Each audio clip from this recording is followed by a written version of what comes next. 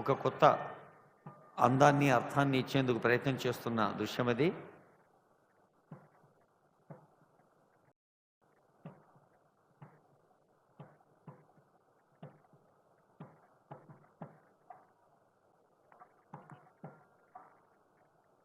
మనకు చాలా సౌకర్యాలు పెరిగినాయి పూర్వంతో పోలిస్తే.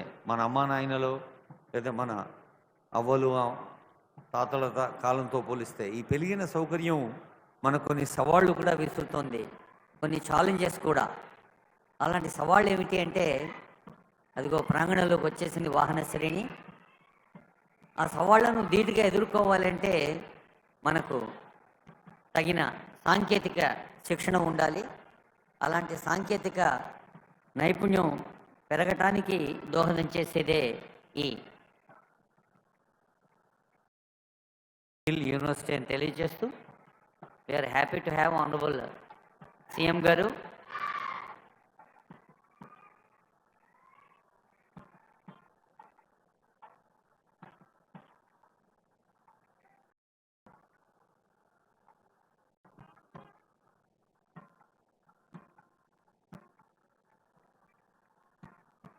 మరొకసారి అతిథులందరినీ మనం ఆత్మీయంగా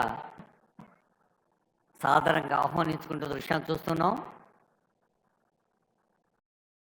పూర్ణ కుంభంతో, మంగళ ధ్వానాలతో వేద పండితులు గౌరవనీయులైన ముఖ్యమంత్రి గారిని, ఇతర పెద్దల్ని స్వాగతించారు.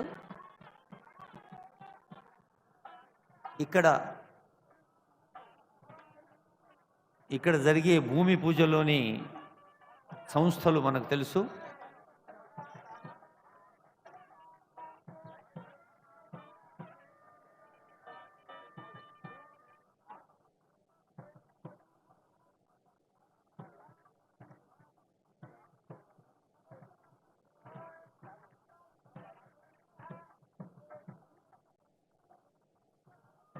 గౌరవనీయులైన ముఖ్యమంత్రి, గౌరవనీయులైన ఉప ముఖ్యమంత్రి, గౌరవనీయులైన స్పీకర్ గారు, గౌరవనీయులైన మంత్రివర్యులు ఇరువురు, గౌరవనీయులైన సలహాదారు, గౌరవనీయులైన ఎమ్మెల్సీ గారు, ఎమ్మెల్యే గారు, ఇంకా ఇతర పెద్దలు,